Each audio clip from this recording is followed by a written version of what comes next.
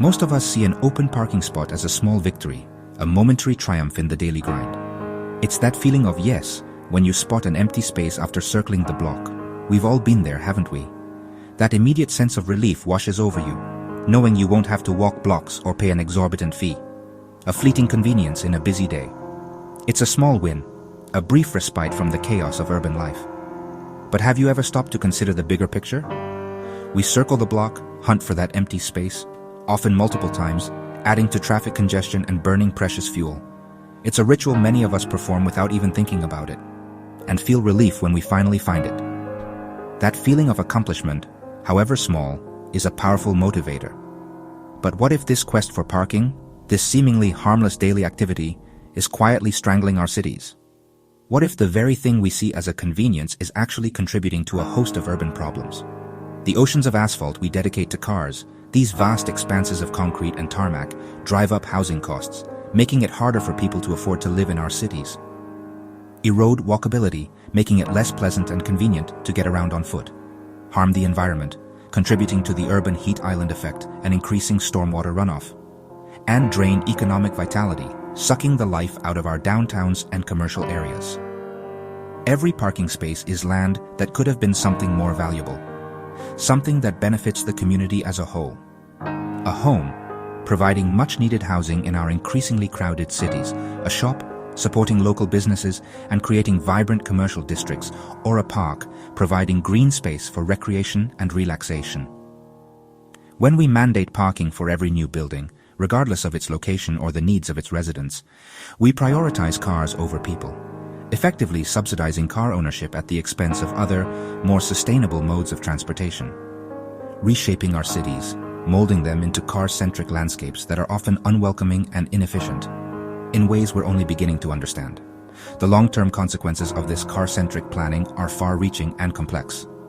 This video will explore the true cost of our reliance on parking, delving into the hidden expenses and unintended consequences of this seemingly ubiquitous urban feature, and how it impacts our daily lives, from the price of housing to the quality of our air.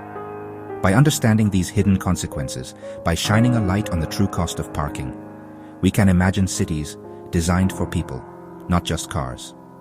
We can envision a future where our cities are more walkable, more sustainable, and more equitable. It's not a radical idea, but a practical one, a common-sense approach to urban planning that prioritizes the needs of people over the needs of cars. Building better, more prosperous places for everyone. Places where people can thrive, where businesses can flourish, and where communities can connect. Let's look beyond the windshield, beyond the immediate convenience of finding a parking spot, and rethink what our cities could be. Let's create cities that are not just functional, but also beautiful, vibrant, and sustainable for generations to come. Let's engage in a thought experiment. Picture two city blocks side by side. Imagine the possibilities, the potential each holds. One is dominated by a barren parking lot, a vast expanse of asphalt baking under the hot sun. It's empty, lifeless, and devoid of any real activity, just a sea of concrete. People rush to and from their cars, their heads down, focused only on their destination. There's no lingering, no casual conversation, no sense of community. It's a purely transactional space. At night, the emptiness becomes amplified. It feels deserted, unsafe, and even a little menacing. Shadows stretch across the asphalt, and the only sounds are the occasional car alarm or the distant hum of traffic. Now, shift your focus. Imagine the other block filled with small businesses, each with its own unique character and charm. Above the shops are apartments, providing homes for residents who contribute to the neighborhood's vibrancy. Lush trees line the street, offering shade and beauty, and wide sidewalks invite pedestrians to stroll and explore. Residents and visitors stroll, meet friends, stop for coffee, and browse the shops. There's a palpable sense of connection and community. They enjoy the vibrant street life, the energy, and the sense of belonging. The lively block generates more economic value, supporting local businesses and creating jobs. This in turn leads to higher property taxes, which can fund essential public services. Ultimately, it fosters a stronger sense of community, where people know their neighbors and feel invested in their surroundings. The parking lot, by contrast, is a dead zone. Its only purpose is to store cars, offering nothing in return. Cities often require developers to build these lots, driven by outdated assumptions about transportation and convenience. This results in sacrificing community and prosperity for the illusion of convenience, prioritizing cars over people. Minimum parking requirements force us to choose the lifeless lot over the lively street, stifling creativity and innovation in urban design. The result? Less interesting, less profitable, and less human environments dominated by concrete and cars. By comparing these two uses of land, we see what we're truly giving up: the potential for vibrant, thriving communities.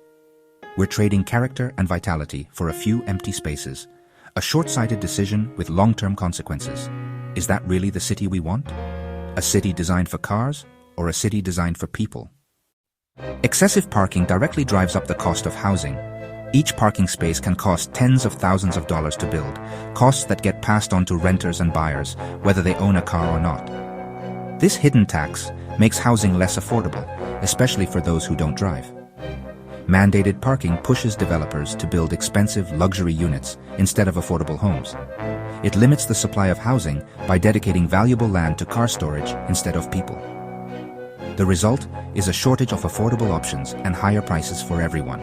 If we use that land for homes instead of parking, we could help stabilize or even lower housing costs. The choice is stark: house cars or house people. Our current policies overwhelmingly favor the cars.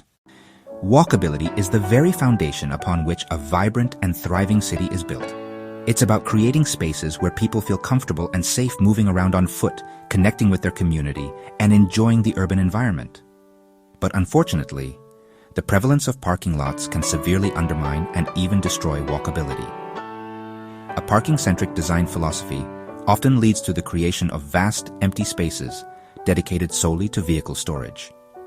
These expanses of asphalt are not only visually unappealing, but they also create environments that are unpleasant and even unsafe for pedestrians attempting to navigate them. To simply walk between stores or reach a destination, you're often forced to cross what feels like seas of asphalt, with no shade to offer respite from the sun, no interesting features to catch the eye, and ultimately, no sense of place or identity. Furthermore, buildings are often set far back from the street, prioritizing parking space over pedestrian access. This design choice makes walking an inefficient and uninviting experience, discouraging people from choosing to travel on foot. The presence of wide roads and numerous driveways creates additional hazards, making street crossings dangerous and stressful for pedestrians. The constant curb cuts and the unpredictable flow of traffic exiting parking lots put pedestrians at considerable risk of accidents. The proliferation of parking lots effectively breaks up the urban fabric, creating gaps and divisions within the cityscape. This fragmentation leads to disconnected neighborhoods and ultimately discourages walking as a viable mode of transportation. The unfortunate result is a city where driving is prioritized and made easier and more convenient than walking, and as a consequence, public life and community interaction suffer significantly. In contrast, a truly walkable street is characterized by buildings that are close to the sidewalk, storefront windows that offer visual interest, and a general sense of activity and vibrancy. A parking lot, on the other hand, is simply a void, a dead space in the urban landscape. And when these gaps multiply and become pervasive throughout a city, they collectively create an environment that makes walking not only unpleasant, but also nearly impossible for many people. Ultimately, we can't realistically expect people to choose walking as a mode of transport in places that are primarily designed and optimized for cars, rather than for the needs and comfort of human beings. Therefore, if we genuinely aspire to create vibrant, connected, and thriving neighborhoods where people want to live, work, and play, we must fundamentally rethink our approach to parking and prioritize solutions that support walkability and sustainable urban development. Parking lots are ecological dead zones, fueling climate and pollution crises. Asphalt absorbs heat, turning cities into ovens and driving up energy use. Rainwater can't soak in, so polluted runoff flows into rivers and oceans, harming ecosystems. Every acre of parking is an acre lost for parks, gardens, or forests, spaces that clean air, provide habitat, and fight climate change. Abundant parking encourages more driving, increasing emissions, and worsening air quality. The more we pave, the more we pollute. By making driving the easiest option, we lock ourselves into unsustainable habits. Reducing parking is a powerful, often overlooked climate action. We must ask, is the convenience of car storage worth the environmental cost? Our future depends on the answer. Our parking-saturated cities are no accident. They're the result of decades of car-first planning. After World War II, zoning codes began mandating parking for every building, often with arbitrary ratios. This made traditional, walkable neighborhoods illegal to build. Developers had to adopt the suburban model buildings surrounded by seas of parking. As we built more parking and wider roads, driving became the only practical choice. Public transit declined and car dependency deepened, a self-perpetuating cycle. The result: cities designed for cars, not people, with empty lots as their legacy. We've spent a century prioritizing vehicles over vibrant communities. It's time to break the cycle. The era of parking dominance is ending as cities reclaim their land for people.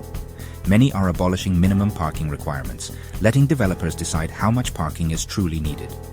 This simple reform makes walkable, affordable buildings legal again and helps small businesses thrive. Cities are also getting creative, sharing parking between uses, pricing on street spaces to reduce circling, and reinvesting revenue in better sidewalks and transit. The most exciting trend? Transforming parking lots into homes, parks, and plazas. Underused asphalt is being redeveloped into vibrant community spaces. Even on-street spaces are becoming parklets. Mini parks that bring life to the street. Each project proves a parking space isn't permanent. It's land waiting for a higher purpose. By reimagining parking, cities unlock new opportunities for prosperity and connection. The shift is underway, and the results are inspiring. Our cities are becoming places for people again. For too long, we've built cities for cars, not people at great cost. Endless parking lots symbolize this misallocation of precious urban space. The solution isn't a war on cars, but restoring balance. Cities should offer choices: walk, bike, take transit, or drive, not force everyone into a car. We must stop treating parking as a free public good and start managing it wisely. Reforming land use, investing in transit, and building walkable neighborhoods will make cities more affordable, sustainable, and vibrant. Cities embracing these changes are seeing downtowns revive and communities thrive. By reclaiming land from parking, we create homes, parks, and public spaces for all. The choice is ours: keep paving for cars or build cities for people. Let's choose a future where our cities truly belong to us.